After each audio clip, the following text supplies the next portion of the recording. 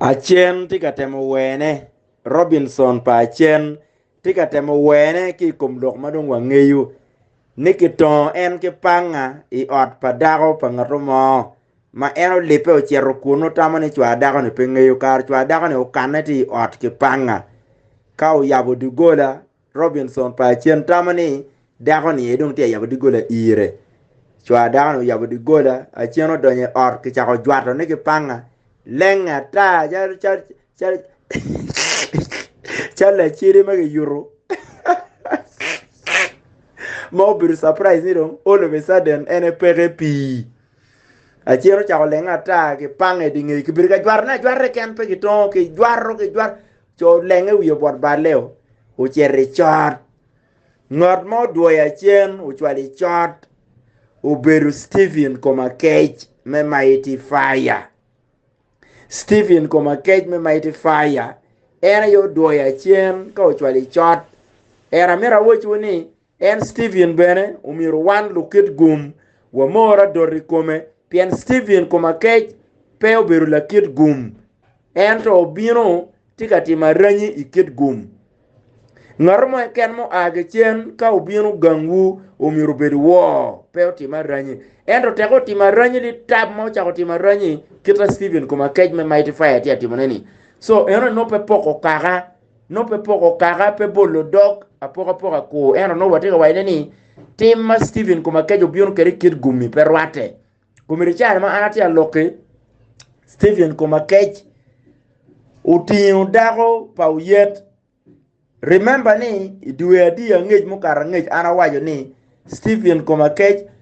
through a bay Lilian piana bay Lilian tega do golo ore ni o mag ngadi ke maka pian chware mozi wote la dir lobo giti ke power gugolo order through a bay Lilian Stephen koma cage gugolo order ke mako yetoko o yeti buch we chawani nam chalo kago gonyo chino go miyo bora ni uyero mi po beri di town kenyu piano yedong penen kake gonyo chiti kwene ke miyo bora ne dong po beri di town ko onyoka yo pia ke gonyo pingo pia ke gonyo pian dago po yet Stephen koma cage utiu chero kwede gulu komirichar ma ate alokirini dago pa yet makon Stephen koma cage ulogo kia be Lilian ni uyet miro neko en bor kwone ko nge mako yeto abe Lilian golo ore bon mozi chwala wobe me drone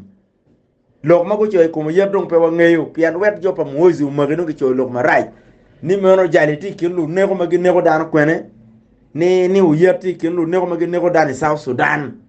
mando yer duki South Sudan miro neko la tij me mighty fire kon Lilian be pe ngeyo ni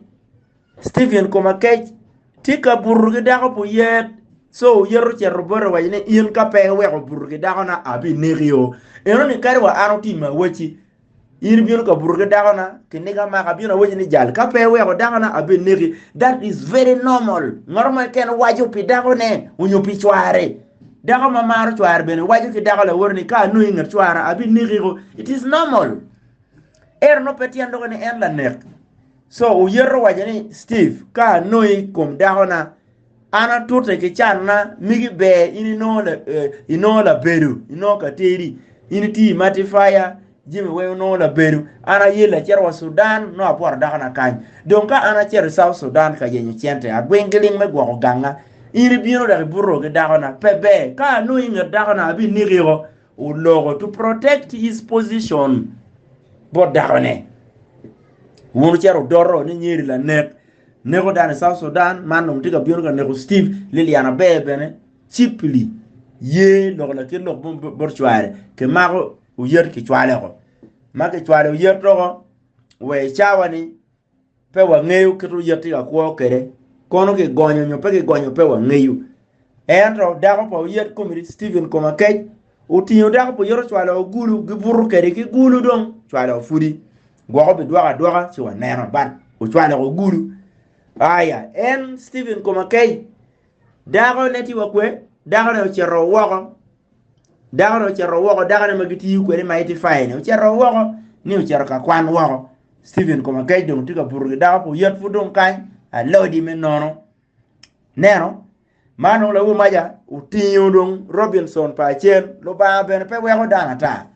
utinyo Robinson pa chen o chwalo ka chot Stephen koma keje yo duoyo ka o chwalo jalo bor kun bi ko ni ende bor jalo dong ti shopping limited ululut company ulelep ululut company limited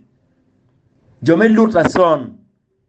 eno chota bane chere lutason kar cho ro rwate le panga son aye panga son ki det ki cho lenge di ot kuje ki jwar ki panga par cho lenge cho area par cho en program ma pinyi kono ke ti chere chot no ileli gwai ya ti no ngoti ko dakane ti no ngoti ti mo en to ka ini por pero program por dok pinyi polop wa ni ana peye a chen ki yoma ya yomo liki tek ke war panga yom wa ana pe ye yom li polo poropin ke jwara chen ke panga ma tek eno Steve yo tionga Steve koma ke cho bor ni koma Steve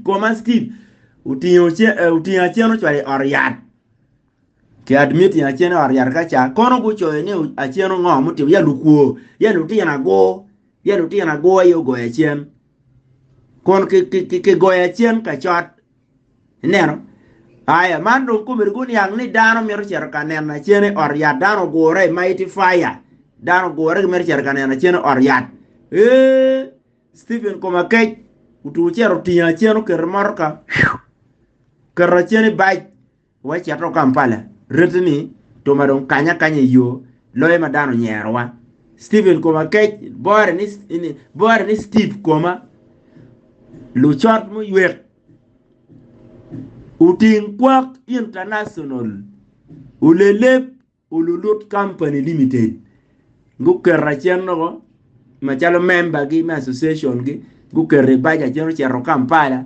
habitually we communication pa chen awai ni achen kong do mak challe ki kama enti yeno chwalla pian anangiyo machalo la diru ya kweda wano tiki report ni achen reyo chero Kampala pian uno